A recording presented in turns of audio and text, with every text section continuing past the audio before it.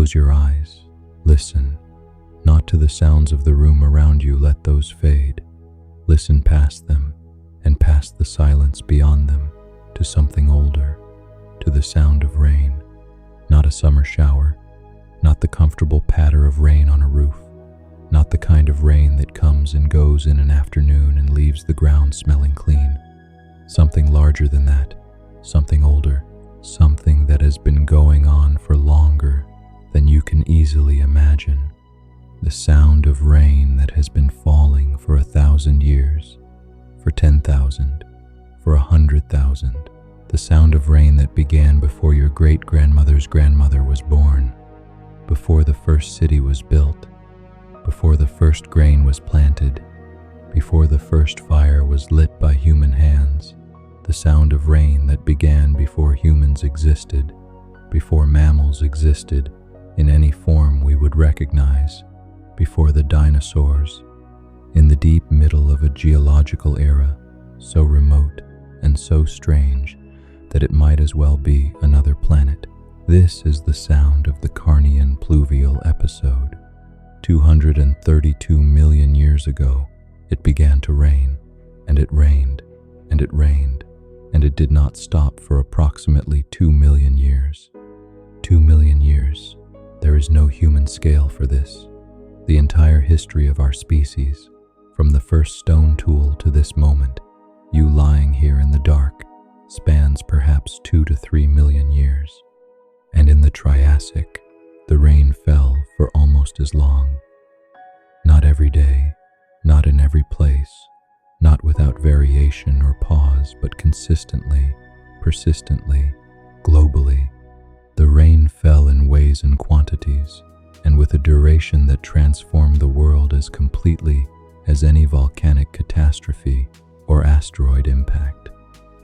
It transformed the world not with fire and explosion, but with water, with the patient, relentless, dripping, flooding, dissolving, eroding power of water applied to a landscape for 2 million uninterrupted years. Tonight, you are going to walk into that rain. You are going to stand on the shore of the ancient Tethys Sea. Feel the warm, humid air on your skin. Hear the sound of a world in the process of being washed away. You are going to watch the forests grow in the downpour and the rivers swell and the old desert landscapes dissolve into mud and the new animals, small, strange, tentative, move through the rain-washed world in search of whatever the flood had left them. You are going to witness one of the strangest and most profound events in the history of our planet. A rain that lasted 2 million years and changed everything that came after it. So let your breathing slow. Let the sound of rain, wherever it lives, in your memory, however you carry it, rise softly in the background of your thoughts. And let us go back, all the way back to the middle Triassic, to the world that was drowning. The Triassic before the rain. Before the rain, there was the desert. The middle Triassic world, the world as it existed approximately 237 million years ago, a few million years before the Carnian Pluvial episode began, was, in many parts, extraordinarily dry. This dryness was the inheritance of the Permian extinction, which had killed most of the plant life that stabilizes soil and holds moisture, and it was the consequence of the geography of Pangea, the supercontinent that still dominated the map of the Triassic world. Pangea, you will remember, was a single vast landmass, extending from the South Pole almost to the North Pole, surrounded by the global ocean of the Panthalassa and indented in the east by the warm, shallow Tethys Sea. The problem with being a single landmass from a climate perspective is the interior. When you are an island, even a very large island, the ocean moderates your climate. The ocean is warm in winter and cool in summer, and its moisture evaporates and falls as rain on the land nearby. But the interior of Pangea was too far from the ocean for this moderation to reach it. The moist coastal air lost its moisture as it moved inland, rising over the mountains, dropping its rain, and arriving in the interior as dry air that could not support forests or agriculture or the complex ecosystems of a moist climate. The interior of Pangea was a desert, not one desert among many, a single, continuous, planetary-scale desert that stretched for thousands of kilometers in every direction, broken only by the occasional river valley where a stream managed to bring water from the distant mountains to the parched lowlands. The rocks that formed during this period, red sandstones, evaporites, the geological signature of arid environments, tell the story. The Triassic red beds of Europe, of North America, of Africa, of China, all those rusty, sun-baked sedimentary sequences are the record of a world that was, in its heart, a vast, hot, nearly lifeless desert. The climate of the Middle Triassic was also warm, very warm. The Permian-Triassic extinction had released enormous quantities of carbon dioxide into the atmosphere. The Siberian Traps volcanoes that triggered the extinction had burned through millions of years of accumulated organic matter, converting it to CO2, and this CO2 had not yet been fully absorbed by the recovering ecosystems and the weathering of rock. The global temperature was significantly higher than today, perhaps 6 to 8 degrees Celsius warmer on average, and the tropics were in some places lethally hot. The polar regions were warm enough that there was no permanent ice, no ice caps, no glaciers, just warm, seasonally wet high latitudes covered in sparse vegetation. The Tethys Sea moderated the climate of the coastal regions. Along the coasts of the Tethys, in what is today southern Europe, the Middle East, parts of North Africa, parts of Central Asia, the climate was somewhat milder than the desert interior, with seasonal rainfall brought by monsoon-like circulation patterns. These coastal regions were more habitable, more vegetated, more diverse. They were the zones where the recovering life of the early Triassic had been able to establish something like a functioning ecosystem, where plants and animals had built communities that were, by the standards of the post-extinction world, relatively complex. The vegetation of the Middle Triassic was dominated by seed plants adapted to dry or seasonally dry conditions. Conifers, tough, resinous, drought-resistant trees with thick, waxy needles were the dominant trees of the coastal forests. Cycads, squat, palm-like plants with thick trunks and feathery fronds filled the understory. Ferns covered the ground in wetter spots. Along the riverbanks, horsetails grew in dense stands, reaching heights of several meters. This was not a rich or diverse flora by any modern standard. It was a recovering flora, still rebuilding the complexity that the extinction had stripped away, still populating the niches that the old Permian forests had held and lost. The animals of the Middle Triassic were also recovering. The synapsids, the lineage that would produce mammals, had survived the Permian extinction in reduced form and were still present, but they were no longer dominant. The archosaurs, the lineage that would produce crocodiles, pterosaurs, and dinosaurs, were diversifying rapidly, filling the ecological roles that the extinct synapsids had vacated. There were large, crocodile-like archosaurs called phytosaurs, which lay in the rivers and hunted fish and anything else that came to drink. There were adasaurs, armored, tank-like herbivores that plodded through the dry landscape, eating low-growing plants. There were rauisuchians, large, upright walking predators that may have been the apex predators of some Middle Triassic ecosystems. And there were the first dinosaurs, though. First is a word to use carefully. The exact origin of the dinosaurs is not fully established. The earliest definitive dinosaur fossils date from approximately 230 to 233 million years ago, putting them just at the edge of the time period we are discussing. The earliest dinosaurs were small, most no larger than a turkey, some smaller, and they were rare. They were not the dominant animals of the Middle Triassic. They were one group among many, occupying a narrow slice of ecological space, living in the shadow of the larger and more established archosaurs that ruled the world. Into this world, dry, warm, slowly recovering, inhabited by strange creatures that would be completely unrecognizable to a modern observer, came the rain. What started the rain? The Rangelia flood basalts. The rain had a cause. All rain has a cause. Of course, rain is evaporated, water that has cooled and condensed, but the specific, extraordinary, 2-million-year rain of the Carnian Pluvial episode had a cause that was itself extraordinary. It was, like so many of the great transformations of Earth's history, a volcanic cause, but not a single eruption, not a brief and violent cataclysm.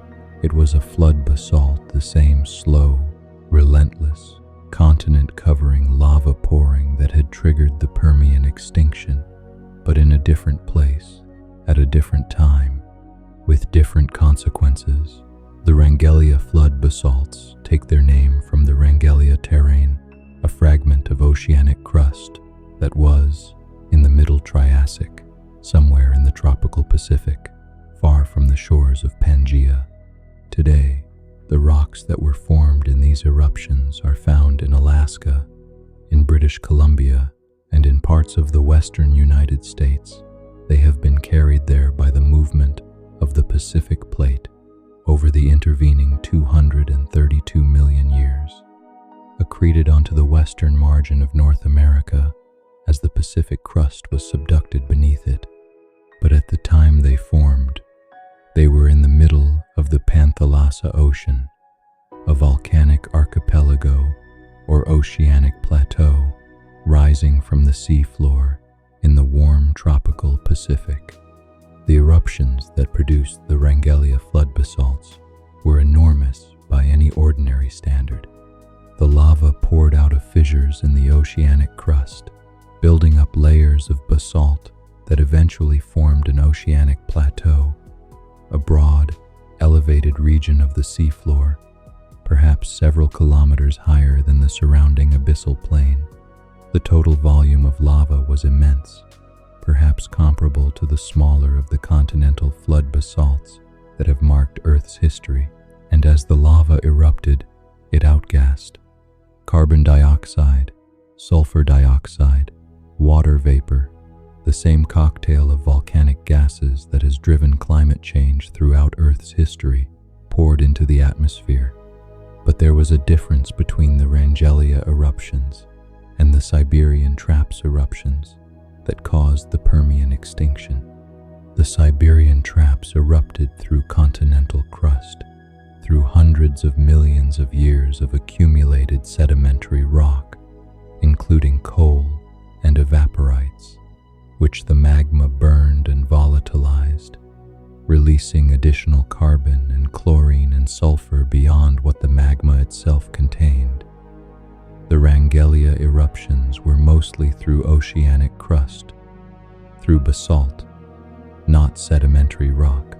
The gas release was still significant, but it was primarily the direct outgassing of the magma rather than the burning of fossil organic matter. The primary climatic effect of the Rangelia eruptions was warmth and moisture. The CO2 released by the eruptions added to the already elevated greenhouse effect of the Triassic atmosphere. Global temperatures rose further, the oceans warmed, and warm oceans evaporate more water. More water vapor in the atmosphere means more precipitation. More precipitation means more rain. The mechanism is straightforward in outline, but complex in detail. Warmer oceans evaporate water more rapidly, increasing the absolute humidity of the atmosphere, the total amount of water vapor in the air. This water vapor is itself a greenhouse gas, which further warms the atmosphere, which further warms the oceans, in a positive feedback loop. The warmer, moister atmosphere is more capable of producing precipitation. When this moist air encounters mountains, or cold regions, or other uplifting mechanisms, it rains with greater intensity than before. When the monsoon systems that carry moisture from the ocean to the interior of continents are strengthened by the additional water vapor, they reach further into the interior and produce more rain when they arrive. The Carnian Pluvial episode was, in this sense, an extreme enhancement of the normal monsoon circulation of the Triassic world. The monsoons that had previously brought seasonal rainfall only to the coastal margins of Pangea were strengthened, deepened, and extended. They penetrated further into the interior of the supercontinent. They persisted longer into the dry season. They deposited more water when they arrived. And this was not a seasonal or annual variation. It was a sustained shift in the state of the climate, maintained by the ongoing volcanic forcing of the Pangea eruptions that lasted, with variations and fluctuations, for approximately 2 million years. The evidence for this event is preserved in the rocks. The Carnian Pluvial episode was first recognized in the 1990s by geologists studying Triassic rock sequences in Europe and elsewhere, who noticed a dramatic change in the type of sedimentary rock deposited during the Carnian age. Before the episode, the rocks are typical of dry, continental environments, red beds, evaporites, aeolian sandstones. During the episode, the rocks change character dramatically. They show the signatures of wet, humid conditions, dark, organic-rich shales, coal measures, freshwater limestones, river channel sands. The change is as stark and as readable as a change from a dry page to a wet one. And then, after approximately 2 million years, the rocks shift back toward dry conditions as the climate slowly returned to something closer to its pre-rain state. This geological signal has since been found in rock sequences from around the world, from Europe to North America to South America to Africa to Asia to Australia. The Carnian Pluvial episode was not a local event. It was a global climate change, a transformation of the entire planetary system that left its mark in rocks on every continent. How 2 million years of rain actually works. 2 million years of rain. The phrase is striking, but it is important to be precise about what it means, because it does not mean 2 million years of continuous downpour, an unbroken sheet of water falling from a sky that never cleared. That is not how climate change works, and it is not how the Carnian Pluvial episode worked. What it means, more precisely, is 2 million years during which the average level of precipitation across Pangea was dramatically higher than it had been before and would be afterward. During those 2 million years, the regions that had been dry were wet. The regions that had been wet were wetter. The dry seasons were shorter and less dry. The monsoon seasons were longer and more intense. The rain shadow regions in the interior of the supercontinent received rainfall that they had previously been denied. The overall water budget of the continental surface, the total amount of water falling as rain or snow and flowing off the land into rivers and ultimately back to the sea, was much higher than it had been. In practical terms, this means something like the following. In the driest parts of the pre-Carnian Pangea, the red desert landscapes of the interior rain now fell perhaps 10 times more frequently than before. Instead of a year with a brief, fierce, wet season and 10 months of drought, there was a year with 6 or 7 months of significant rainfall and a shortened, less severe dry season. The rivers that had previously run only seasonally or only in floods now ran year-round.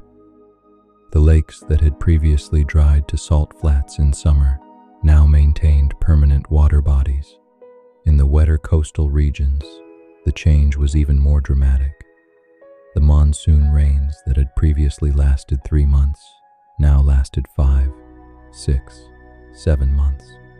The amount of rain that fell in a single event, a single storm system moving inland off the warm Tethys Sea, was greater because the atmosphere was warmer and held more water vapor. Floods were more frequent and more severe. Rivers overflowed their banks not just in spring but throughout the rainy season. Coastal lowlands that had been seasonally flooded were now permanently inundated, becoming shallow lakes or swampy wetlands. The variability of the rain, the difference between a wet year and a dry year, between a wet decade and a dry one, did not disappear. Climate is always variable, but the baseline shifted, the average rose, the floor of precipitation was higher everywhere. And for an organism adapted to the dry conditions of the pre-Carnian Triassic, even the dry years of the Carnian Pluvial were wetter than anything its ancestors had experienced. There were also large-scale oscillations within the 2 million years, periods of particularly intense rainfall, perhaps associated with the most active phases of the Pangea eruptions, alternated with slightly drier interludes. These oscillations played out on timescales of tens of thousands to hundreds of thousands of years longer than any human civilization, shorter than the geological epoch. They would have been invisible to any organism living through them, in the same way that a single human lifetime is too short to perceive the slow drift of geological climate. Within the 2 million years of the Carnian Pluvial, there were also seasonal patterns. The tropical and subtropical regions of Pangea, closest to the equator, probably experienced something like a modern tropical wet-dry pattern, a monsoon, with a season of intense rainfall, followed by a season of heat and relative dryness. But the dry season would have been less severe than in the pre-Carnian world, the wet season more intense.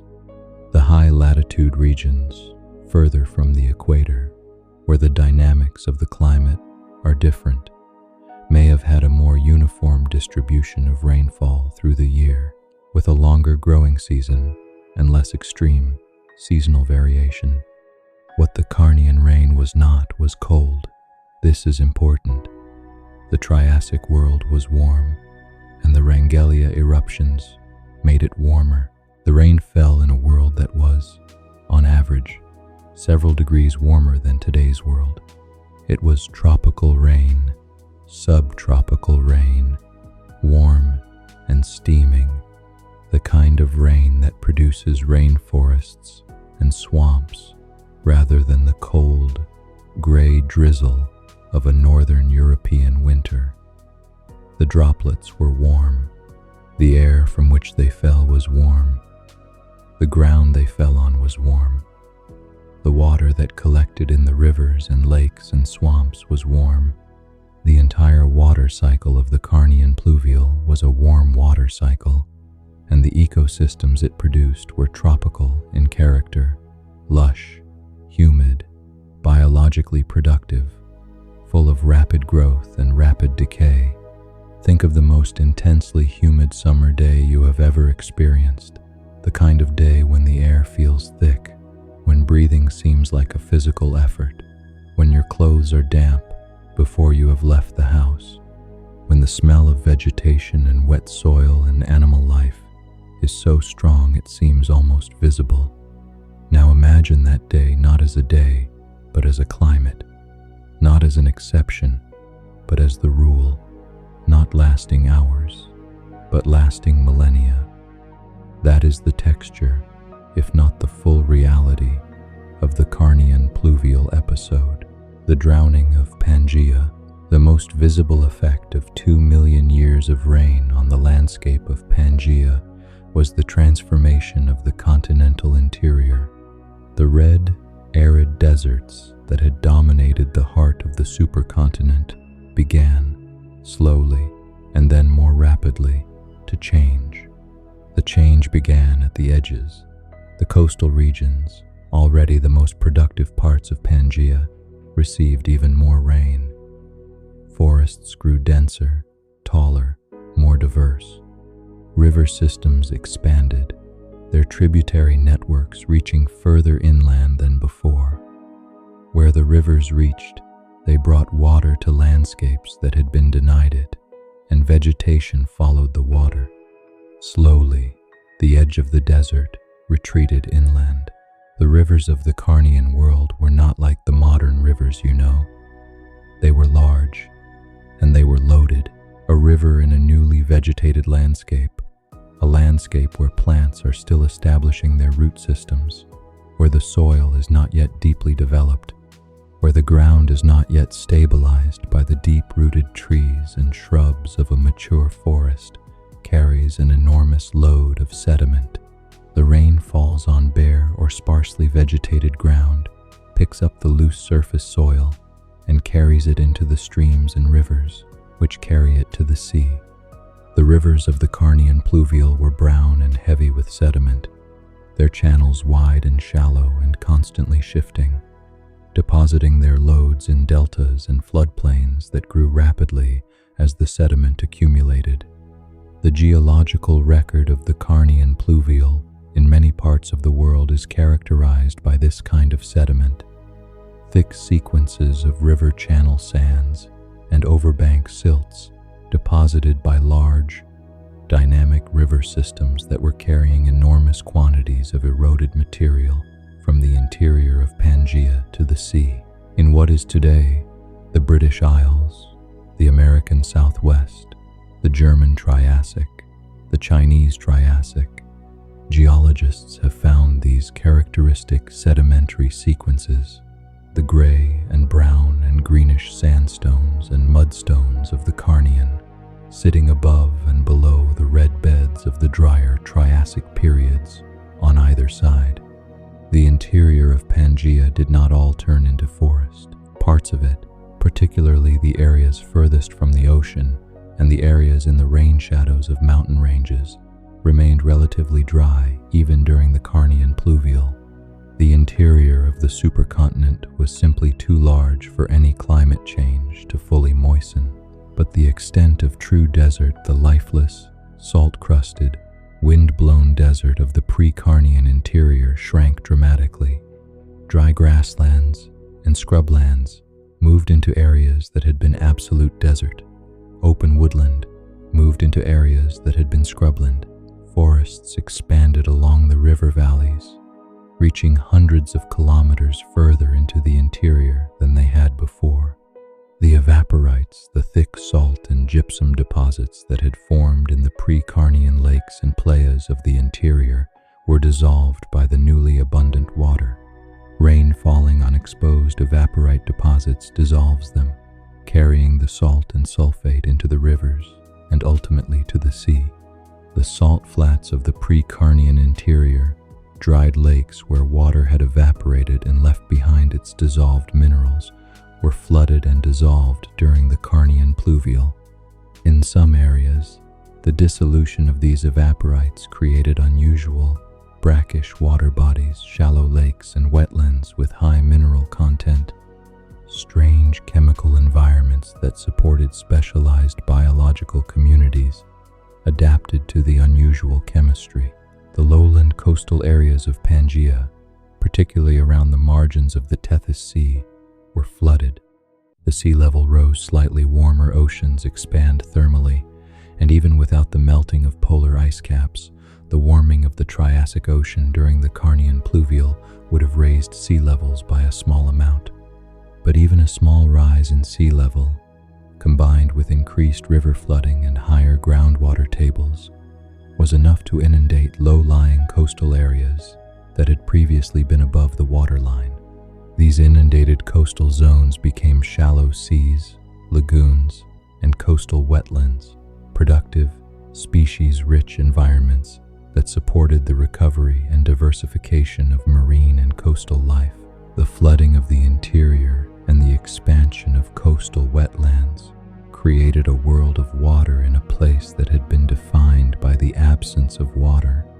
The landscape of the Carnian Pangea, seen from above, would have been a mosaic of green and brown and silver, the green of expanding forests, the brown of sediment-laden rivers, the silver of innumerable lakes and wetlands reflecting the cloud-heavy sky.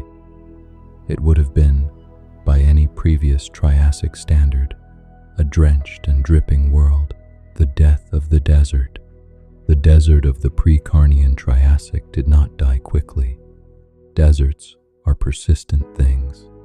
They have their own ecology, their own soil chemistry, their own biological communities of drought-adapted organisms that do not simply vanish when the rain begins to fall. But over the course of the Carnian Pluvial, over thousands and tens of thousands of years, the desert retreated, diminished, and in many areas disappeared entirely. The process of desert dieback in the face of increasing rainfall follows a characteristic sequence. First, the annual plants, the seeds of which can remain viable in desert soils for decades or centuries, waiting for the rain that never comes, begin to germinate. The desert blooms, briefly and sparsely, the way a modern desert blooms after exceptional rainfall. A thin scattering of green over the red and brown sand, visible and fragile and temporary. In the pre-Carnian desert, these annual plants would have been ferns and seed fern seedlings, the fast colonizing opportunists of the Triassic plant world. As the rainfall continued not just one year, but year after year, decade after decade, the annual plants gave way to perennials. Shrubs and small trees took hold where the annual plants had prepared the soil, their roots breaking up the hard, compacted substrate of the desert, their dead leaves accumulating and beginning the slow process of building soil organic matter. The shrubs shaded the ground beneath them, reducing evaporation and allowing moisture to persist in the soil longer. The soil itself began to change from the thin, salt-crusted, nutrient-poor substrate of the desert to something richer, deeper, more capable of supporting complex plant communities. The desert soils of the Triassic were, in some places, extremely difficult to convert to productive land. The calcretes hardened layers of calcium carbonate that form just below the surface in arid soils, where evaporating water deposits its dissolved calcium, would have been physical barriers to plant roots. The salt-rich soils of the old playas would have been toxic to most plants. The nutrient-depleted, bleached sands of the Aeolian dune fields would have provided poor substrate for root establishment. But these barriers, formidable as they were not insurmountable. Given enough time and enough water, plants could overcome them. The calcretes were dissolved by the acid produced by plant roots and organic matter decomposition. The salt soils were leached by the repeated passage of fresh water. The sandy dunes were colonized by wind-blown seeds and stabilized by root systems. The organisms that had been adapted to the desert, the drought-tolerant plants, the arid-adapted reptiles, the insects, and invertebrates of the desert ecosystem faced a choice: adapt or retreat. Some retreated, moving into the shrinking remnants of truly arid habitat in the most sheltered rain shadow areas of the interior. Some adapted gradually over generations, their characteristics shifting as the selection pressure of the wet world favored different traits than the dry world had, and some went extinct, unable to adapt quickly enough to conditions that changed faster than their evolutionary machinery could respond. The retreat and death of the desert was not experienced as tragedy by any sentient observer. There were no sentient observers in the Triassic, and even if there had been, the process was too slow to experience in a single lifetime. But in the fossil record, it is visible as a change in the character of the organisms preserved. The drought-adapted organisms of the pre-Carnian, the animals with thick, scaly skins and efficient kidneys, the plants with thick cuticles and water storage tissues give way, gradually, to organisms with the characteristics of wetter environments, thinner-skinned, more dependent on water, more diverse in their dietary requirements. The dying of the desert was, paradoxically, a kind of liberation. The interior of Pangea, which had been locked in aridity for tens of millions of years, was suddenly available for colonization. The expanding rivers and forests and wetlands of the Carnian Pluvial were not just replacing old ecosystems with new ones. They were opening new territories. Species that had been confined to the wet coastal margins of Pangea could now follow the rivers inland, expanding their ranges into new environments that had previously been inaccessible. The interior of Pangea, which had been an ecological barrier as formidable as any mountain range or ocean, became a pathway. What the rain did to the oceans, the rain fell on the land, and eventually by every path that water takes, through rivers and groundwater and coastal flooding, it reached the ocean, and what it brought with it transformed the chemistry and ecology of the shallow seas around Pangea. The primary input from the land to the ocean during the Carnian Pluvial was sediment. Enormous quantities of rock, flour, and clay, and sand and gravel, eroded from the newly wet land surface, were carried by the swollen rivers to the sea. This sediment load was not trivial. When a river delta receives too much sediment, it builds up rapidly. The delta advances into the sea. The shallow coastal area fills with sediment. The water over the former seafloor becomes progressively shallower. The deltas of the Carnian Triassic advanced significantly during the pluvial episode, building broad, flat coastal plains where once there had been shallow marine habitats. The sediment also carried nutrients, not just the mineral nutrients of the eroded rock, but organic nutrients leached from the newly developing soils of the interior, dissolved nitrogen and phosphorus. The limiting nutrients for phytoplankton growth arrived in the coastal ocean in greater quantities than before. In some areas, this nutrient enrichment stimulated explosive growth of phytoplankton and other marine primary producers. The coastal waters became more turbid, more biologically productive, more prone to the algal blooms that follow sudden nutrient enrichment. The shallow seas around Pangea would have looked, in places, green and murky, not the clear, blue water of an oligotrophic tropical sea, but the green-brown water of a nutrient-rich, biologically active coastal zone. The fresh water itself also had effects. Rivers carry fresh water with very low salt content into the salty ocean. Where large rivers discharge into the sea, the fresh water floats on top of the denser salt water, forming a surface layer called a freshwater lens. This freshwater lens dilutes the salt concentration of the surface water and creates a density stratification, a barrier between the fresh surface water and the salty water below that can reduce the mixing between the surface and deeper water. Reduced mixing means reduced oxygen transport to depth, which can lead to anoxic conditions in bottom waters. During the Carnian Pluvial, The large rivers of Pangea discharged dramatically increased volumes of fresh water into the Tethys Sea and the coastal margins of the Panthalassa. The resulting freshwater stratification in some areas would have reduced oxygen levels in the bottom water, creating low oxygen or even anoxic zones in the shallow coastal seas.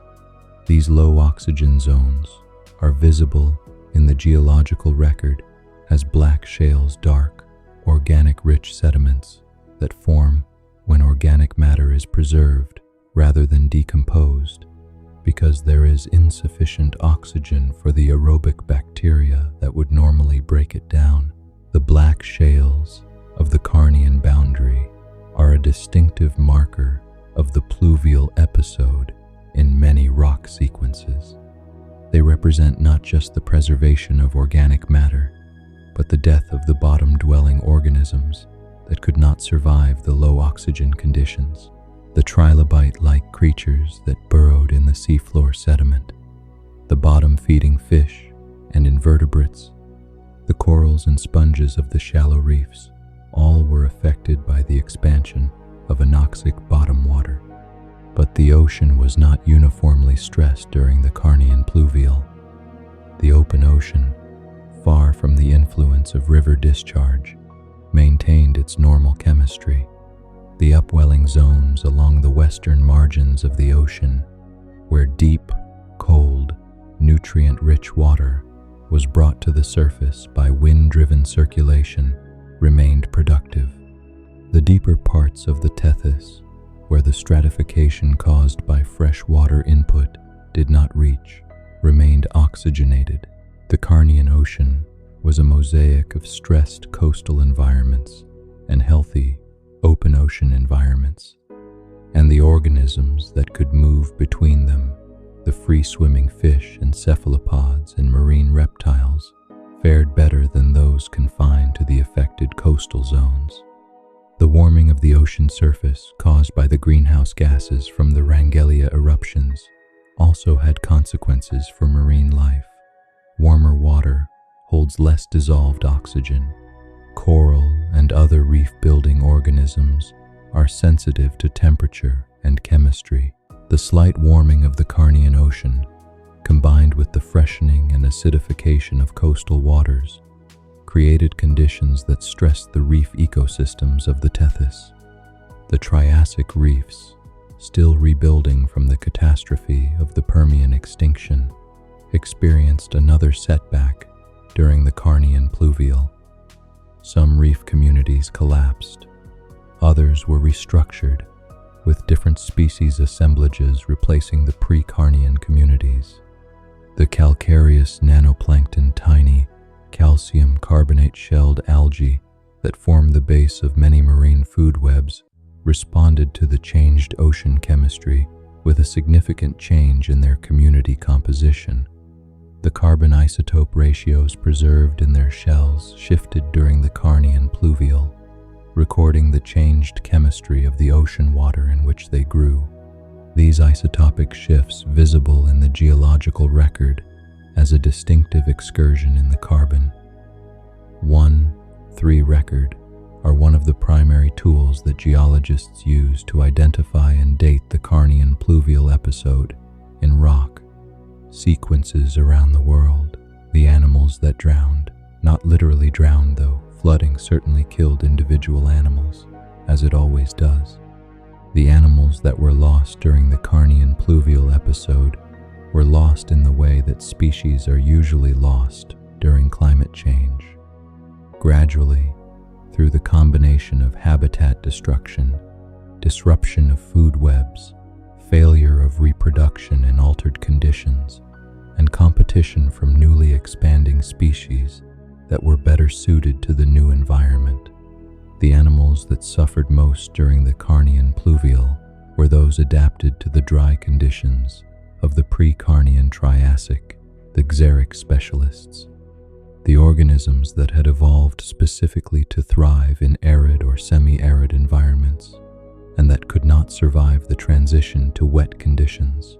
Among the marine organisms, the hardest hit were the coastal invertebrates, the bivalves and gastropods and echinoids that had colonized the shallow carbonate shelves of the Tethys environments that were, before the pluvial, clear, warm, and well oxygenated, found themselves in the altered chemistry of the pluvial sea, turbid, freshened, sometimes anoxic, with disrupted food webs. Many of these species went extinct during the Carnian Pluvial. Their disappearance is recorded in the Global Record of Marine Diversity, which shows a significant pulse of extinction in the shallow marine fauna at the Carnian boundary. The ceratite ammonoids, a group of ammonoids that had diversified in the Triassic seas, following the near-total extinction of the group at the Permian-Triassic boundary, were also affected. Some lineages of ceratites went extinct during the Carnian Pluvial, replaced by new lineages that were better adapted to the changed conditions. The ammonoid record across the Carnian boundary shows a turnover event, not a simple extinction, but a reorganization, with some groups declining and others expanding. The bivalves, known as megalodontids, large, thick-shelled reef-building bivalves that had been constructing reef structures in the Tethys, suffered significant losses during the pluvial. These animals had evolved to build reefs in the warm, clear, carbonate-rich waters of the pre-Carnian Tethys. The turbid, freshened, sometimes acidic water of the pluvial was not their preferred environment, and many populations declined or disappeared entirely. On land, the dry-adapted vertebrates of the pre-Carnian Triassic were affected. The dinosaurs, those armored, tank-like herbivores of the dry landscapes, underwent significant turnover during the Carnian boundary. The rhynchosaurs, medium-sized reptiles with parrot-like beaks, adapted to eating tough, dry-adapted plants, declined dramatically during the Carnian Pluvial. These animals had been among the most common herbivores of the Middle Triassic landscape, sometimes constituting the majority of vertebrate remains in fossil deposits. Their decline and ultimate extinction during the Carnian boundary is one of the most dramatic changes in the Triassic vertebrate fauna and is closely linked to the transformation of the vegetation from dry scrubland and sparse forest to the wetter plant communities of the pluvial. The rhynchosaur's decline is, in a sense, one of the pivotal events in the history of life. These animals occupied the large-bodied herbivore niche that, in the post-Carnian world, would be occupied by the dinosaurs. As long as the rhynchosaurs were abundant and successful, as long as the dry vegetation they were adapted to eat remained dominant, there was limited ecological space for large-bodied dinosaurian herbivores to establish. The Carnian Pluvial, by destroying the rhynchosaur's habitat and food supply, cleared the niche. The dinosaurs were waiting to fill it. The insects of the pre-Carnian Triassic also underwent significant changes during the pluvial. The dry-adapted insect communities of the desert interior were replaced by the moisture-loving insects of the expanding wetlands and forests. Some groups that had been common in the pre-Carnian deposits disappear from the record. The overall pattern of insect diversity in the Triassic shows a significant transition during the Carnian, with new groups appearing and old ones disappearing at higher rates than in the periods immediately before or after. The animals that survived. In the flood and the transformation of the Carnian Pluvial, survival was not random. The animals that made it through that not only survived but diversified and spread into the new, wet world, shared certain characteristics. They were adaptable. They were generalist feeders. They could tolerate a wide range of environmental conditions. And they were, in many cases, the ancestors of the animals that would dominate the world for the next 150 million years. The archosaurs, broadly, fared well. They had never been limited to a single habitat type or a single food source. The lineage that would produce crocodiles, the crurotarsans, were generalist predators, comfortable in both aquatic and terrestrial environments, well suited to the expanding rivers and wetlands of the Carnian world. They diversified during and after the Carnian Pluvial, occupying new ecological roles in the wetter landscape. The pterosaurs, the first vertebrates to evolve powered flight, appeared at approximately the time of the Carnian Pluvial, or shortly after. Whether their origin was directly stimulated by the environmental changes of the pluvial is unclear, but the timing is suggestive. The expanding forests and wetlands of the Carnian world would have provided new habitats for flying animals. The complex, three-dimensional structure of a forest canopy, the insect productivity of wetlands and river systems, the fish of the newly expanded river networks. Whatever the cause, the pterosaurs were beautifully suited to the post-Carnian world. The turtles appear in the fossil record at almost exactly the Carnian boundary. The oldest known turtle, Eorhynchocheles, dates from approximately 228 million years ago, right in the middle of the Carnian Pluvial episode. Whether turtles evolved in response to the flooding, or whether their origins were independent of it, the Carnian wetlands and rivers would have been ideal turtle habitat. Turtles are, after all, quintessentially wetland animals, able to use both aquatic and terrestrial environments, capable of aestivating through dry periods and expanding their activity during wet ones, omnivorous and opportunistic in their feeding. The warm, shallow, water-filled world of the Carnian Pluvial was, in some sense, made for them. The mammals, or rather the proto-mammals, the early cynodont-derived animals that were transitioning toward true mammalhood, also survived the Carnian transition, though they did not yet come into their own. They remained small, probably nocturnal, eating insects and small invertebrates in the undergrowth of the expanding forests. The Carnian forests, with their insect-rich leaf litter and the abundance of small invertebrates in the wet soil, would have provided excellent feeding grounds for these small, active animals. Their survival was quiet and unremarkable. They were not the stars of the Carnian world, but it was consequential beyond all measure. And there were the fish. The freshwater fish of the Triassic, the ray-finned fish that had been diversifying since the Permian, found the Carnian Pluvial a period of opportunity. The expanded river systems, the new lakes, the flooded coastal plains all created new freshwater habitats that fish could colonize. The ancient lineages that would eventually produce all modern freshwater fish diversified rapidly in the Carnian, their evolutionary trees branching and rebranching as new environments became available. The frogs, or at least the ancestors of frogs, are another group whose Triassic origins may be linked to the Carnian Pluvial. Frogs are emphatically creatures of wet environments. They require water for reproduction. They are sensitive to desiccation. They thrive in the swamps and ponds and wet meadows that the Carnian Pluvial would have created across Pangea. The oldest known true frog, Triadobatrachus, dates from the early Triassic, predating the Carnian Pluvial. But the diversification of frogs into the multiple families we know today may have been stimulated by the expanded wetland habitats of the pluvial, the forests that grew in the rain. The most visually spectacular consequence of the Carnian Pluvial episode, to any observer who could have witnessed it, would have been the forests.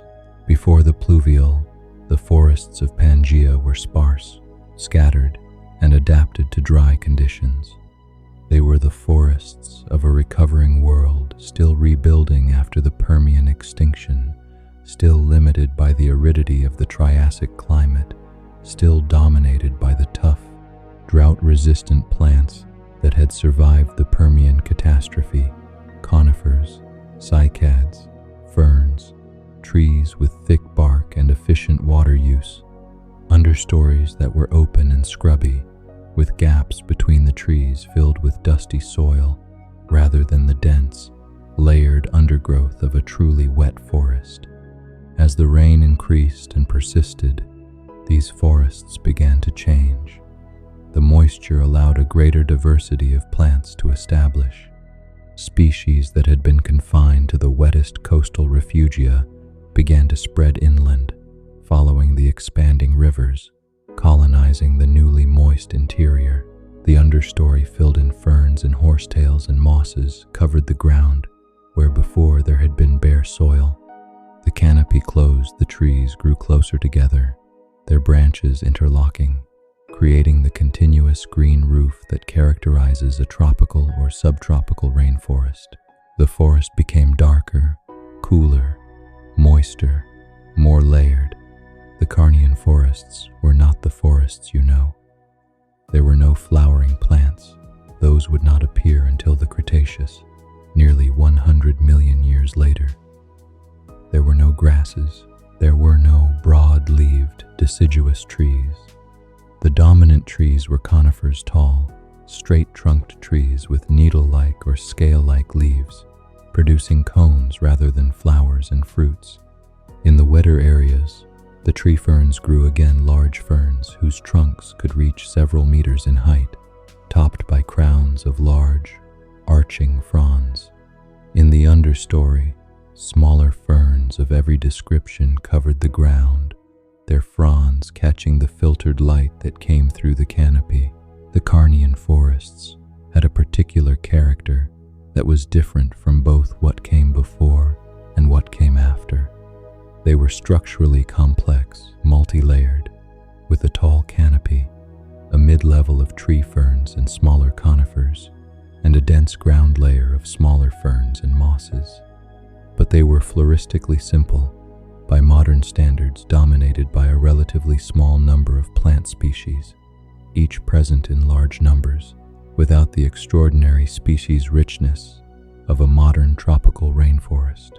The evolutionary diversification of plants that would produce the modern diversity of tropical forests was still far in the future.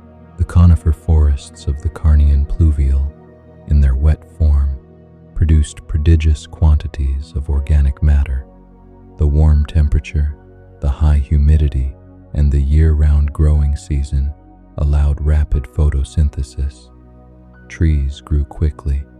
Their fallen needles and branches accumulated on the forest floor, building up a deep layer of organic matter that, in the waterlogged conditions of the wet season, did not decompose completely.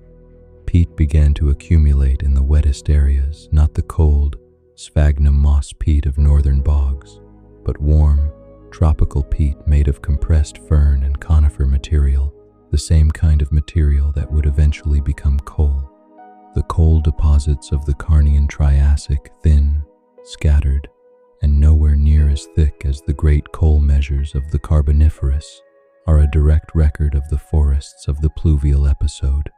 Where they occur in the geological record, they are markers of the wet, forested conditions of the Carnian, as distinctive and as reliable as the evaporites and red beds of the surrounding dry periods.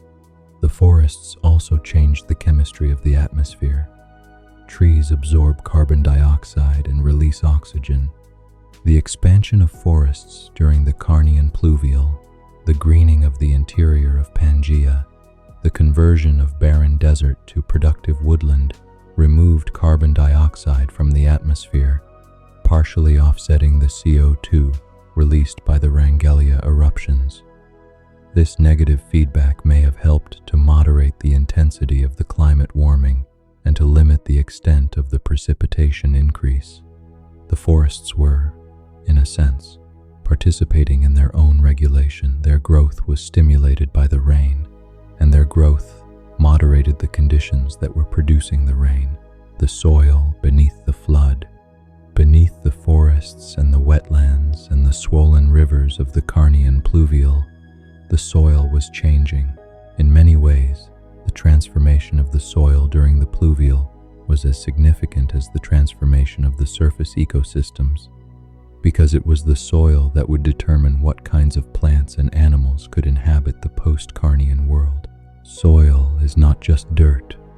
It is a complex mixture of mineral particles, organic matter, water, air, and an extraordinarily diverse community of living organisms: bacteria, fungi, archaea, protozoa, nematodes, earthworms, mites, springtails, and many others that interact with each other and with the plant roots above them in ways that take centuries to fully develop.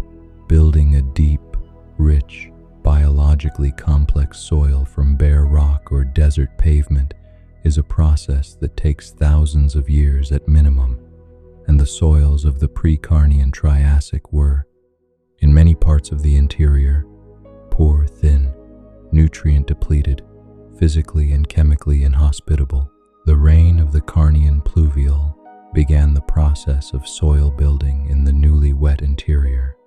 The chemical weathering of rock, the dissolving of minerals from rock surfaces by slightly acidic rainwater, was accelerated by the increased rainfall. Silicate minerals broke down into clay minerals. Calcium and magnesium and potassium and phosphorus, locked in the crystal structures of igneous and metamorphic rock, were released into the soil solution and became available to plant roots. The physical weathering of rock, the cracking of rock by water freezing in cracks, the abrasion of rock surfaces by waterborne sediment was also accelerated. The decomposition of plant material on the forest floor was another source of soil nutrients. Dead leaves, fallen branches, animal droppings, the bodies of dead organisms, all of these contributed organic matter to the developing soil. In the warm, moist conditions of the Carnian forests, decomposition was rapid, far faster than in the cold, dry conditions of a modern boreal forest. The organic matter was broken down quickly by the abundant bacteria and fungi of the soil, its nutrients released into the soil solution where plant roots could absorb them. The mycorrhizal fungi, the fungi that form symbiotic associations with plant roots, extending the root system's effective reach and providing the plant with phosphorus and other nutrients in exchange for sugars, played a crucial role in the colonization of the newly wet soils of the Carnian interior.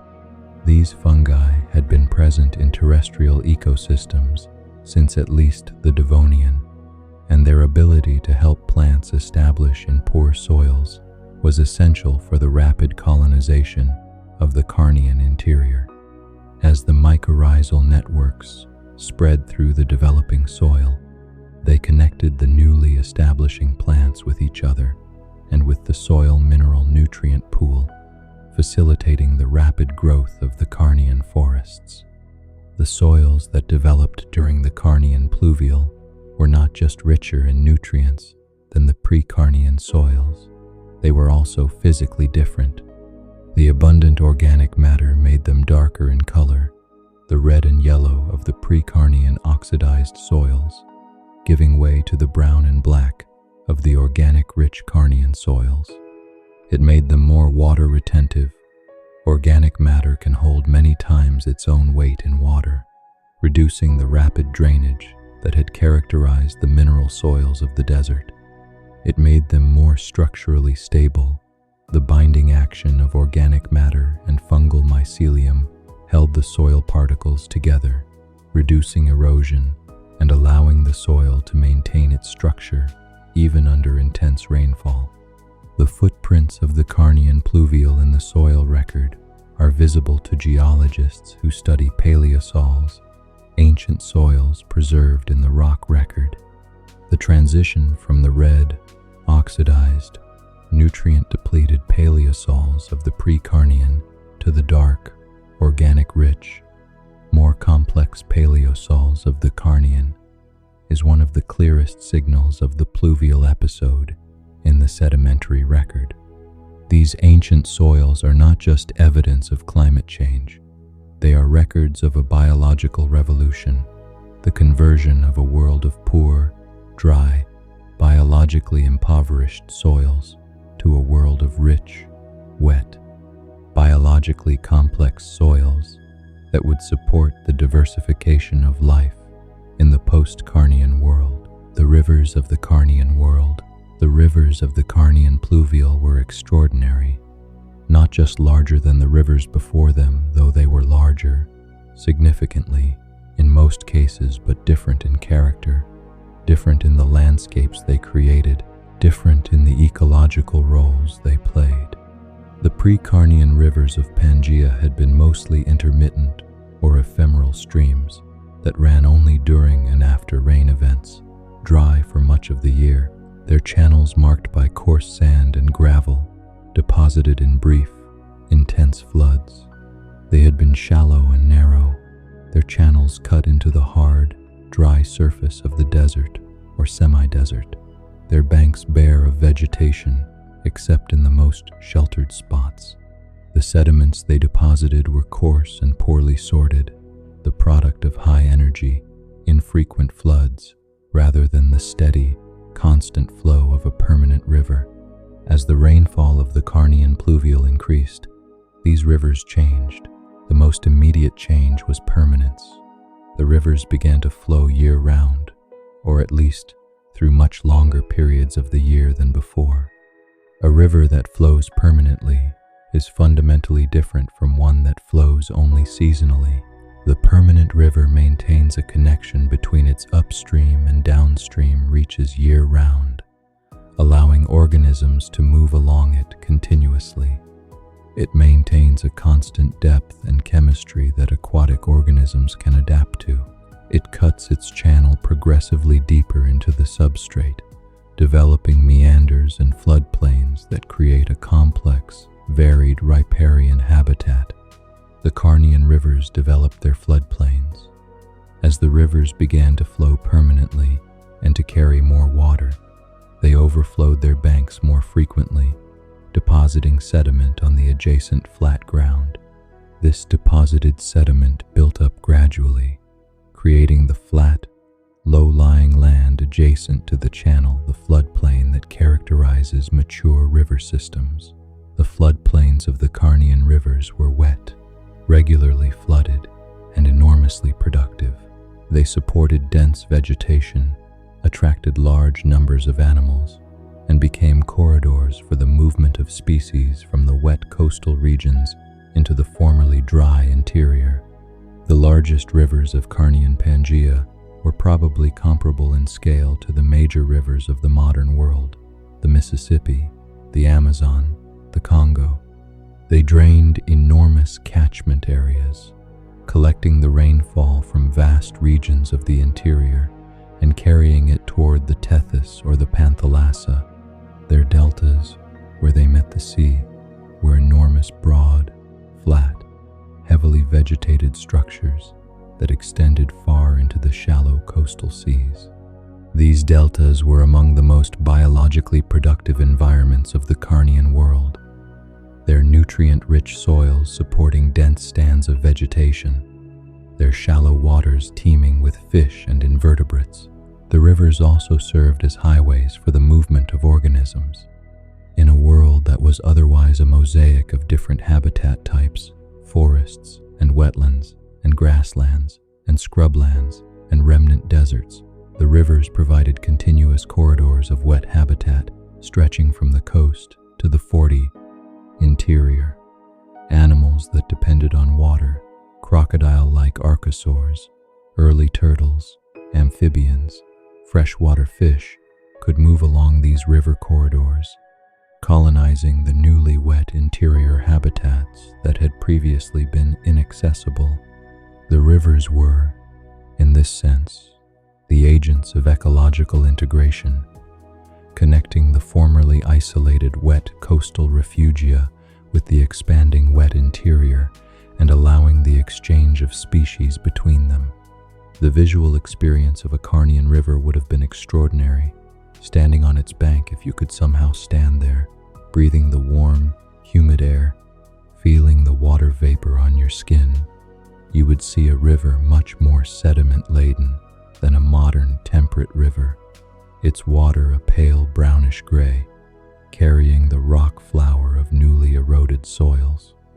The bank itself would be a tangle of vegetation, horsetails, and tree ferns at the water's edge, giving way to conifers and cycads further back.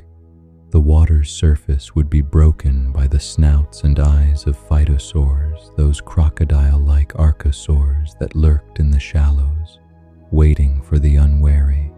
Dragonfly-like insects would dart above the water. Fish would be visible in the shallows, their outlines distorted by the murky water, and the sound would be dominated by water, the sound of the river itself, the sound of rain, the sound of rain in the canopy of the trees on the bank, the sound of the individual drops hitting the leaf litter and the surface of the river and the bare patches of mud along the water's edge.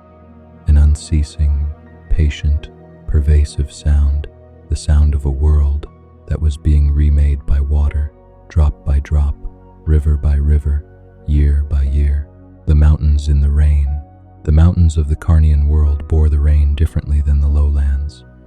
Mountains intercept the moisture-laden winds coming off the ocean and force them upward, cooling the air and causing the moisture to condense and fall as rain or snow. The mountains were the first places to receive the increased moisture of the Carnian Pluvial, and they received it most intensely. The mountain ranges of Triassic Pangea were not the mountains we know today. The Himalayas did not exist. They would not form until the collision of India with Asia, which would not happen for another 200 million years. The Alps were barely beginning to form. The Appalachians and the Caledonides of Scotland and Scandinavia were ancient, eroded remnants of their former selves, more like the gentle Appalachian hills of today than the sharp, jagged peaks of a young mountain range. The Ural Mountains, the spine of Russia, existed in a more vigorous form than today, a significant range that divided the European and Asian parts of Pangea. These mountain ranges, under the increased precipitation of the Carnian Pluvial, experienced glaciation in the highest elevations and intense erosion at all elevations. The glaciers of the high peaks, small and local in the warm Triassic world, but somewhat expanded by the increased precipitation that the pluvial brought, carved the mountain valleys more deeply and released meltwater that fed the rivers below. The lower slopes were stripped by intense rainfall. The same processes of erosion that were affecting the lowlands operated with even greater intensity on the steep slopes of the mountains, where the gradient was high and the vegetation was less dense than in the lowlands. The erosion of the mountains provided the material for the great sedimentary sequences of the Carnian lowlands. The rock flour and sand and gravel that filled the Carnian rivers came largely from the mountains, from the grinding of glaciers, from the chemical weathering of exposed rock, from the physical breakdown of steep mountain slopes by frost and rain. The mountains were factories of sediment, and the rivers were the conveyor belts that carried that sediment to the lowlands and ultimately to the sea.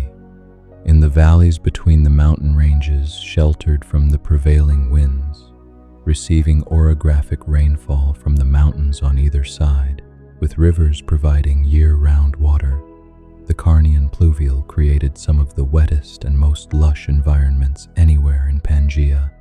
These mountain valleys were like elongated greenhouses, warm, humid, sheltered from the wind, with rich alluvial soils deposited by the mountain rivers, supporting forests of extraordinary density and productivity. They would have been among the most biologically diverse environments of the Carnian world. Their isolation and their particular combination of conditions allowing the evolution of locally distinctive plant and animal communities. The insects of the wet world, the insects of the Carnian Pluvial, experienced the change from dry to wet as a transformation of their entire world. The insects of the pre-Carnian dry Triassic had been adapted to the conditions of a dry, warm world. They had evolved in arid soils, in sparse vegetation, in the ecosystem of the desert and the dry scrubland. As the rain came and the vegetation changed, and the soils deepened and the wetlands expanded, the insects had to change too. Some of the most significant insect groups of the modern world may have had their origins in, or their major diversification during, the Carnian Pluvial. The beetles, the Coleoptera, which today constitute the most species-rich order of insects, with more than 400,000 named species, were present in the Triassic, but they diversified significantly during and after the Carnian boundary. The explosion of beetle diversity in the Triassic and Jurassic is one of the major events in the history of insect life, and the Carnian Pluvial, with its expanding forests and its new ecological opportunities, may have played a role in triggering it. The decomposers were particularly favored. In the wet, warm conditions of the Carnian forests, dead organic matter was abundant. Fallen leaves, dead branches, animal droppings. The bodies of dead organisms accumulated on the forest floor faster than they could be broken down. The insects that specialize in decomposition, the detritivores, the beetles and flies and millipedes that feed on dead organic matter, found the Carnian world enormously to their liking. Their populations would have been large, their diversity high, their evolutionary radiation rapid, in the face of so many new ecological opportunities. The aquatic insects, the insects that live in water for part or all of their life cycle, like modern mayflies, stoneflies, and caddisflies, would also have benefited from the expanded wetlands and river systems of the Carnian Pluvial. The larvae of these insects live in fresh water, feeding on algae and organic matter and each other, emerging as adults to mate and disperse.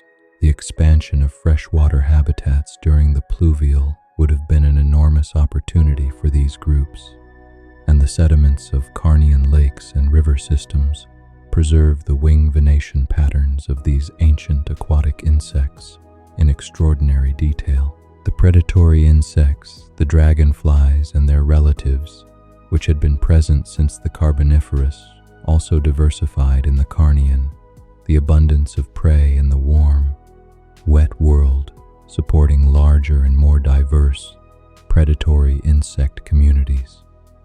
Dragonflies hunting over the Carnian wetlands would have pursued prey through air thick with humidity and the smell of decomposing vegetation, their compound eyes tracking the darting forms of smaller insects against the green and brown backdrop of the forest edge.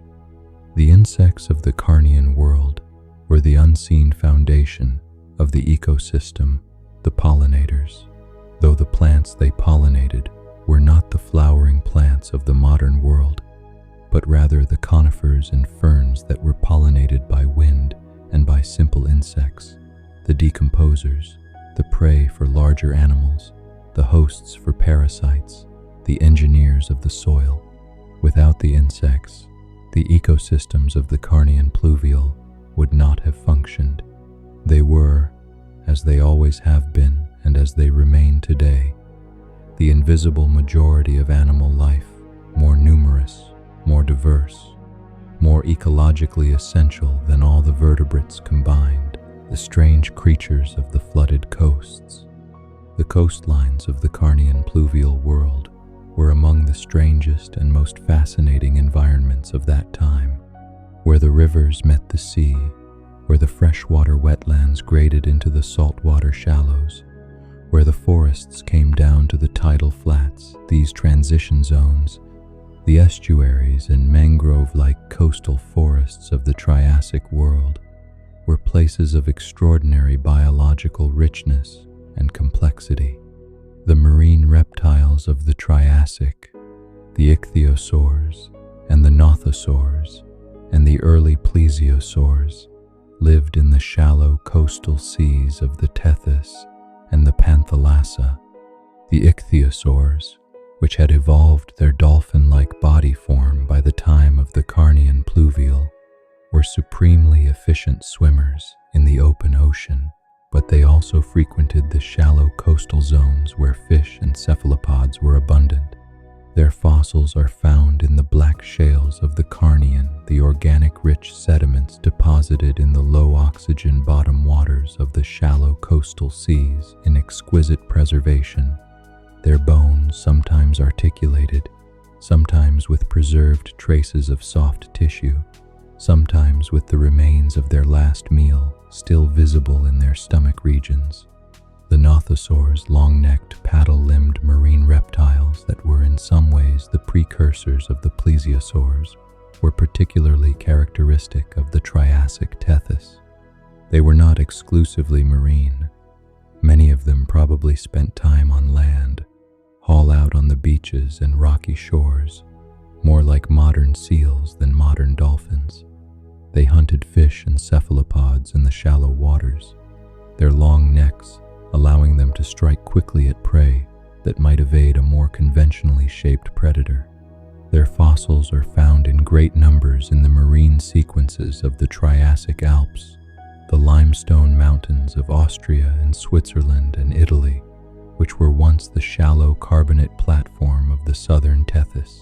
The coastal forests of the Carnian world were inhabited by a variety of vertebrates that moved freely between the land and the water. The phytosaurs lurked in the estuaries as they lurked in the rivers. The early turtles, if they were already present, may have nested on the sandy beaches of the Tethys shore, as their modern descendants do. The proterosaurians, a diverse group of slender, often long-necked reptiles, foraged along the coastal areas, eating insects and small vertebrates, and possibly fish in the shallows.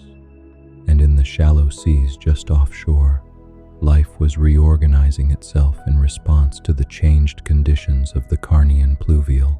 The coral reefs that had been rebuilding since the Permian extinction were disrupted, as we have noted, but in some areas, particularly where the sediment input from the rivers was less intense, new reef communities were establishing. The Cassian fauna of the Triassic Alps, a fossil assemblage of extraordinary diversity, preserved in the limestone sediments of a Carnian reef ecosystem, provides a window into the recovering marine world of the pluvial period, showing a community of bivalves, gastropods, echinoderms, and other invertebrates that was rebuilding the complexity lost in the Permian extinction. In the specific conditions of the Carnian Sea, the skies above the ancient storm, what was the sky like above the reign of the Carnian Pluvial? It was a sky of clouds, not the dramatic, towering clouds of a tropical thunderstorm, though those existed too, but a more pervasive, persistent cloudiness. The kind of sky that comes when the atmosphere is saturated with water vapor, and the conditions for condensation are met almost everywhere, at almost every altitude.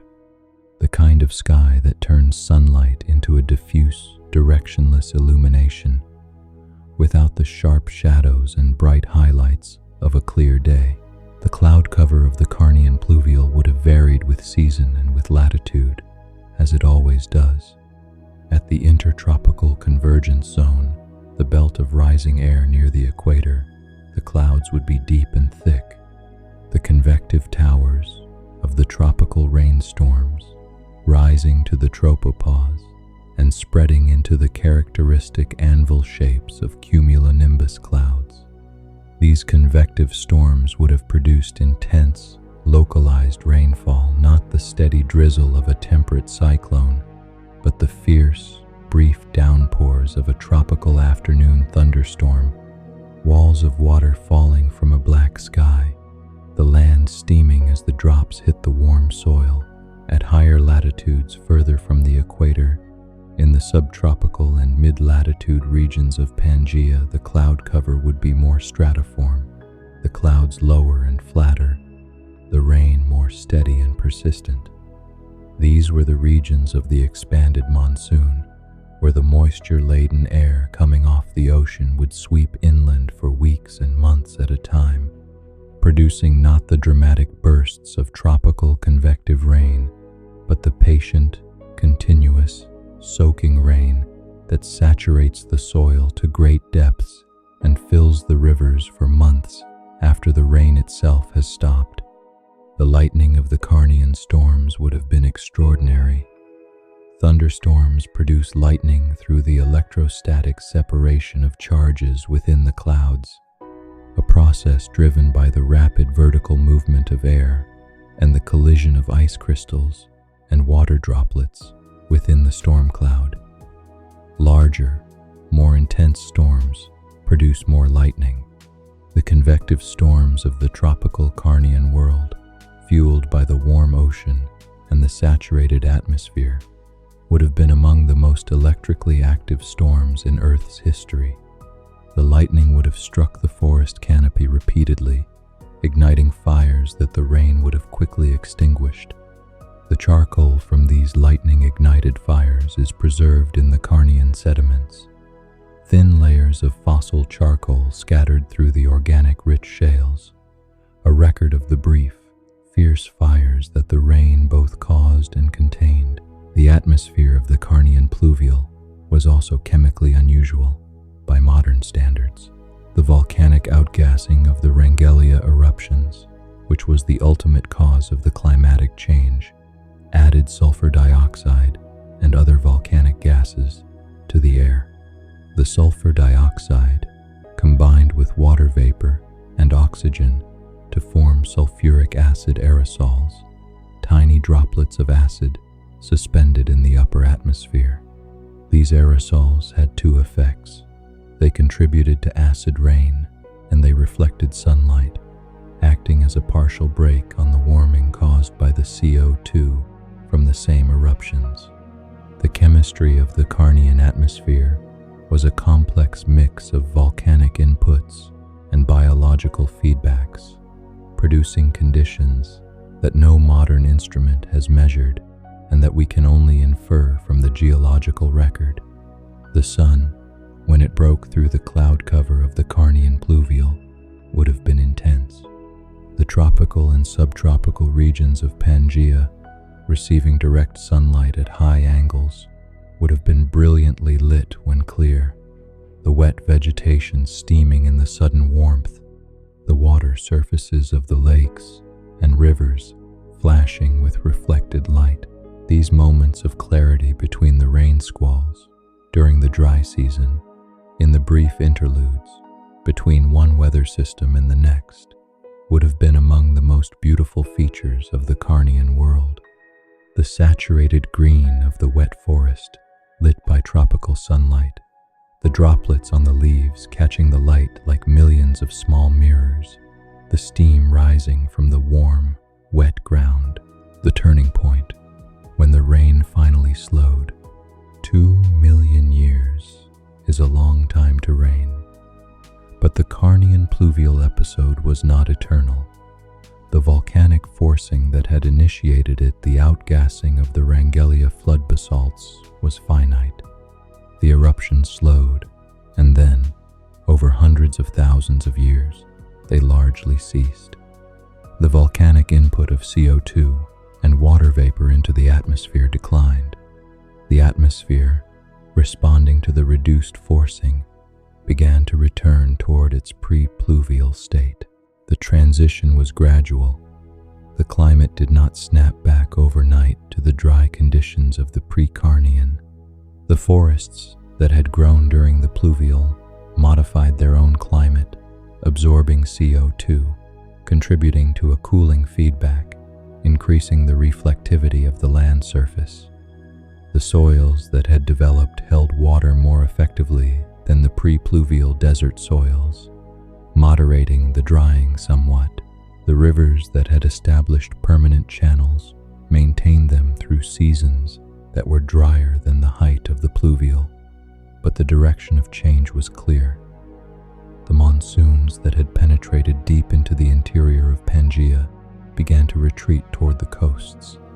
The rivers that had been permanent began to run only seasonally again in their upper reaches. The wetlands that had expanded across the interior began to dry out. The forests that had colonized the formerly desert landscapes began to thin at their margins, the trees dying at the edge of their range as the rainfall became insufficient to support them. The retreat of the pluvial conditions was not the same as the return of the pre-pluvial desert. The 2 million years of rain had fundamentally transformed the landscape. The soils were different, deeper, richer, better developed than the pre-pluvial soils. The drainage networks were different. The rivers that had established themselves during the pluvial had carved their channels into the landscape and would not simply vanish when the rainfall decreased. The biological communities were different. The plants and animals of the pluvial had transformed the ecological fabric of the landscape in ways that persisted long after the rain ended. The post-Carnian world was drier than the pluvial, but not as dry as the pre-Carnian. It was an intermediate world, in some sense, a world that had been transformed by 2 million years of rain and was now settling into a new stable state that was different from either extreme. This new state was the world of the late Triassic, the world into which the dinosaurs expanded, the world that would persist with its own changes and perturbations until the next great disruption, the end Triassic extinction, came along. The geological record of the end of the Carnian Pluvial shows the characteristic transition back to drier conditions. The reappearance of red beds above the gray and black sediments of the pluvial, the return of evaporites in the lake basins, the change from multi-story forest-derived organic matter to sparser, drier vegetation signatures in the organic geochemistry of the sediments. The boundary between the pluvial and the post-pluvial is not as sharp as the boundary between the pre-pluvial and the pluvial. The ending was slower and more gradual than the beginning, but it is visible and it marks one of the most significant transitions in the Triassic. What was left when it stopped? When the rain finally slowed, when the Carnian Pluvial episode drew to its close, not in a single year, but over hundreds of thousands of years of gradual drying, it left a transformed world. The landscape was different. The soils were different. The river systems were different. The coastlines were different, shaped by 2 million years of sediment deposition and river delta building. The shallow seas around Pangea had different bathymetry, different depth profiles, because of the enormous quantities of sediment that the rivers had deposited in them during the pluvial. The mountains had been carved more deeply by the erosion of the pluvial rainfall. The valleys had been filled with thick sequences of river-deposited sediment. The vegetation was different.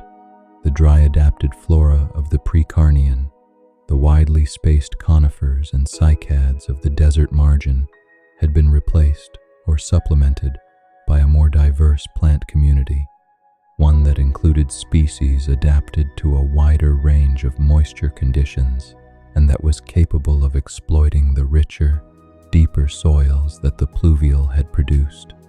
The forests of the late Triassic were more productive and structurally more complex than those of the middle Triassic.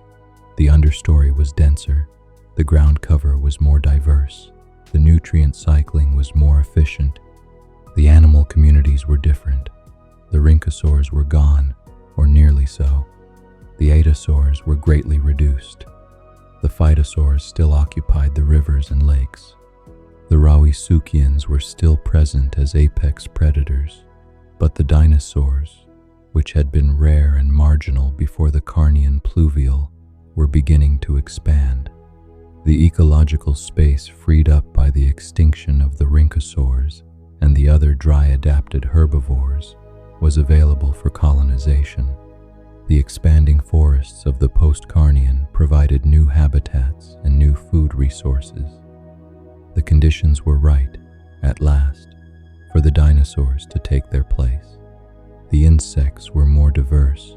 The freshwater fish were more diverse. The early mammal-like cynodonts were still small and marginal but persistent. The pterosaurs were beginning to diversify. The turtles were present. The crocodile-line archosaurs were successful in the rivers and coastal wetlands.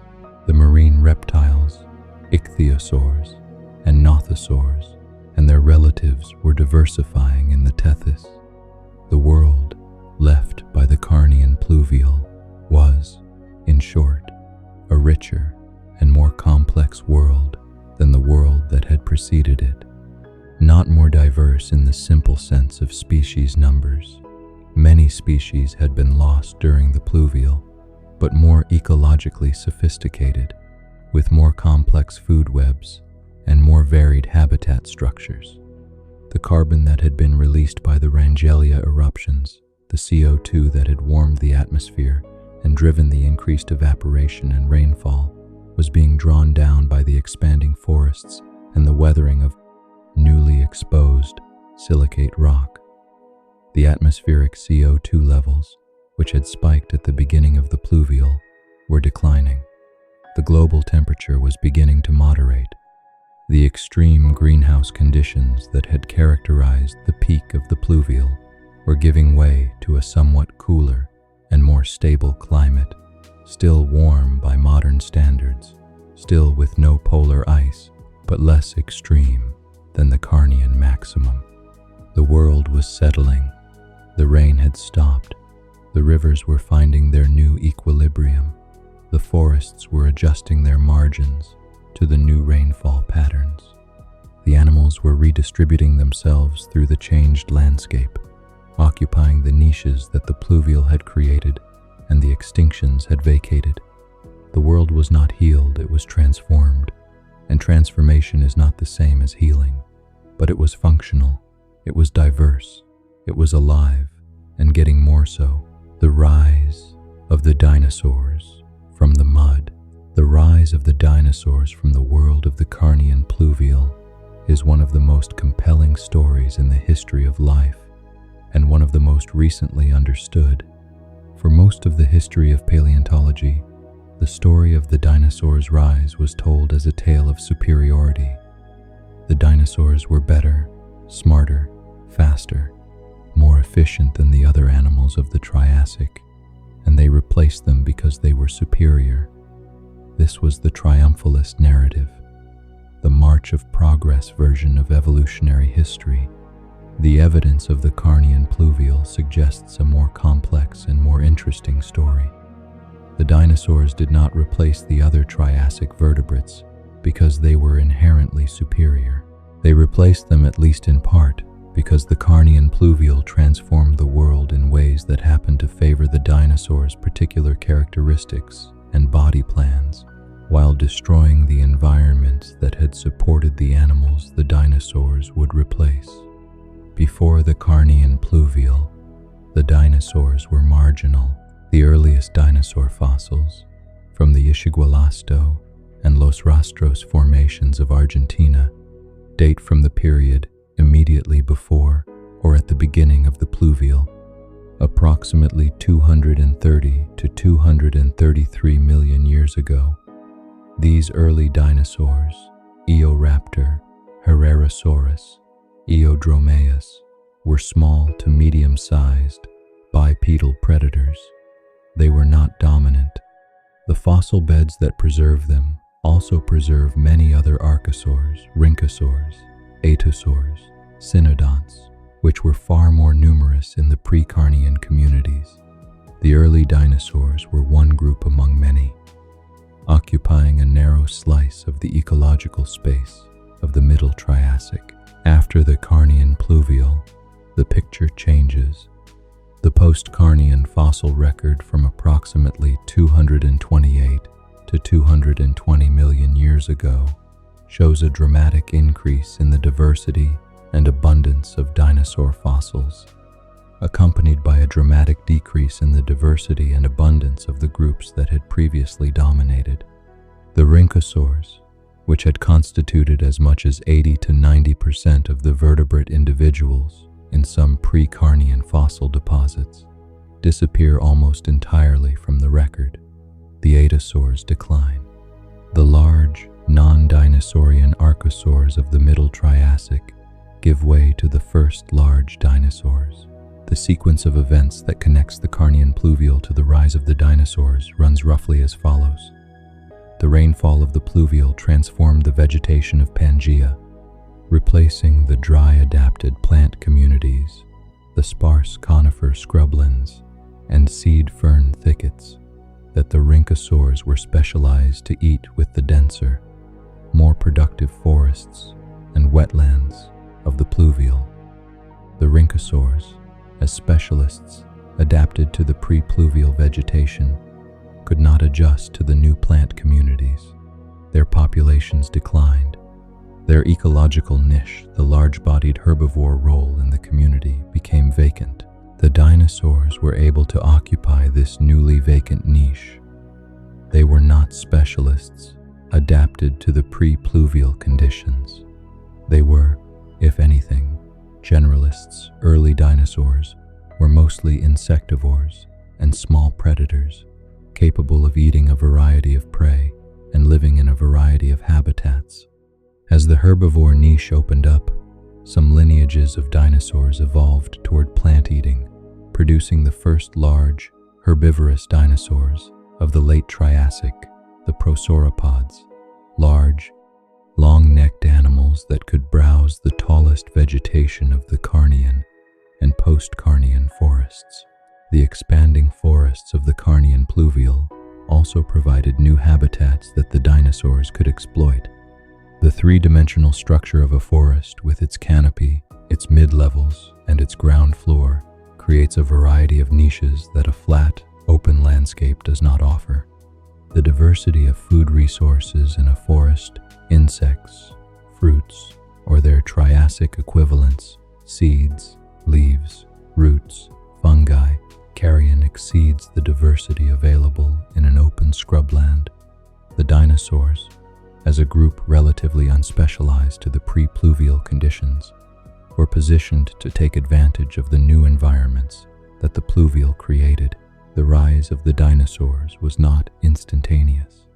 It took millions of years, from the beginning of the Carnian Pluvial, around 232 million years ago, until the late Triassic, around 215 to 220 million years ago, when dinosaurs clearly dominate the vertebrate fossil record. It was a gradual process, probably invisible in any single human lifetime, or even in 1,000 human lifetimes, but clear and consistent in the geological record. The world of the rain gave birth to the world of the dinosaurs, and the world of the dinosaurs would last, with its own crises and transformations, for 165 million years. Epilogue.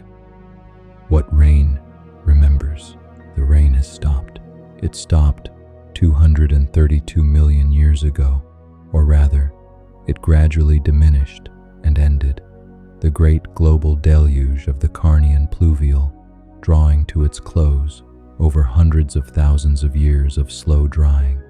Tonight, lying here in the quiet, the sound of that ancient rain is available only in the imagination, reconstructed from rocks and fossils and isotope ratios, and the patient detective work of geologists who have spent their careers reading the messages left in stone. But the rain is not entirely gone. It left things. It always leaves things. It left the coal, the thin, scattered coal deposits of the Carnian Triassic. The compressed remains of the forests that the rain grew are found in rocks around the world, markers of the 2 million years of wetness, evidence that for a long time this world was forested in places that are now desert. It left the soil, the soils that developed during the Carnian Pluvial, enriched and deepened and biologically activated by 2 million years of rainfall and forest cover, became the foundation for the soils of the late Triassic, Jurassic, which became in turn the foundation for the soils of subsequent geological periods. The deep, rich agricultural soils of parts of the modern world carry, far beneath their surface layers, the chemical signatures of Carnian weathering, the transformed clay minerals, the depleted trace elements, the particular isotopic ratios that record the work of Carnian rain on Triassic rock. It left the dinosaurs.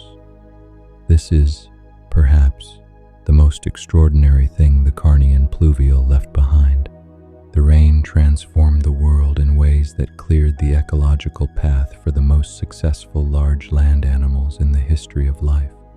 Without the Carnian Pluvial, the rhynchosaurs might have continued to dominate the Triassic landscape, and the dinosaurs might have remained the marginal, secondary animals they were in the Middle Triassic. The world might never have had a Jurassic Park.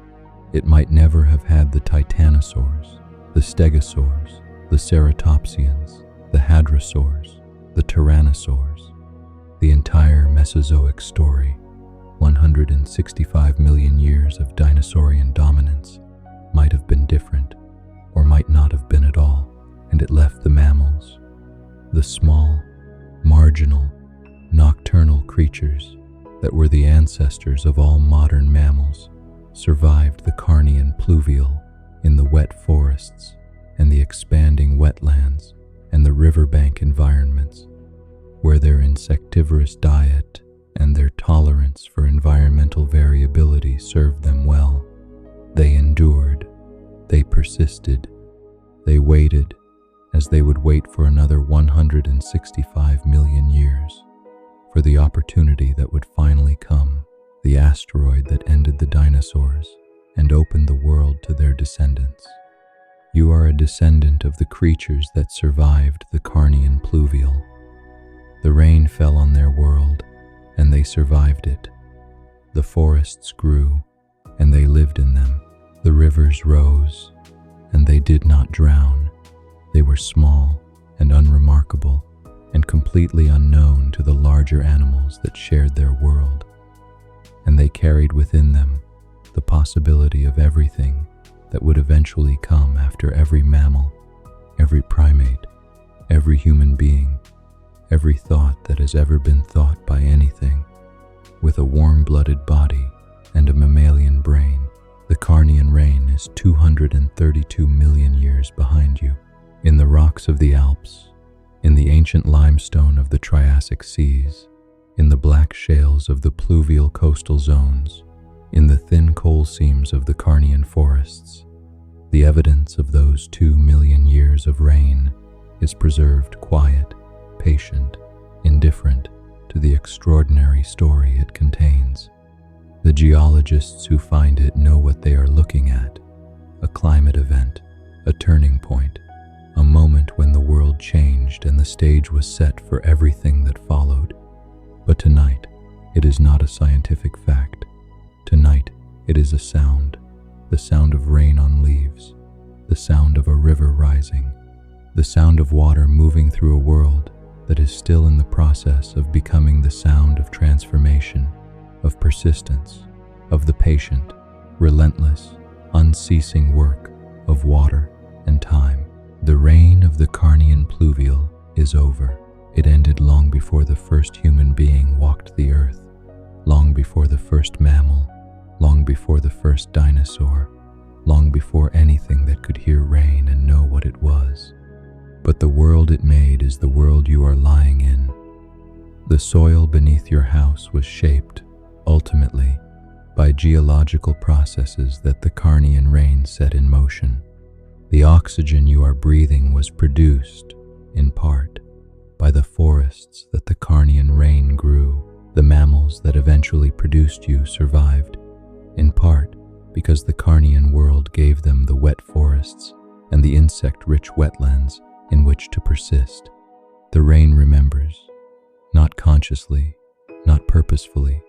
Rock does not remember. Soil does not remember, not in the way that you and I remember, but it left its mark. 2 million years of rain left its mark on the rocks and the soil and the course of evolution, and the marks it left are the world you inhabit. Let the sound of rain, whatever rain you can hear now, or remember hearing, or imagine hearing, be the last sound you hold in your mind tonight. Let it be the sound of the world being made, the sound of transformation, of patience, of water doing what water has always done, finding the low places, filling them up, flowing onward. The sound of 232 million years ago, barely audible now but present, beneath the silence, beneath the weight of all the intervening time. The rain made the world, and then it stopped. And then the dinosaurs walked into the world it had made, and for 165 million years, they walked there. And then they too were gone, and the small, warm-blooded creatures crept out of their burrows, and eventually they stood upright, and eventually they looked up at the rain and began to wonder where it came from.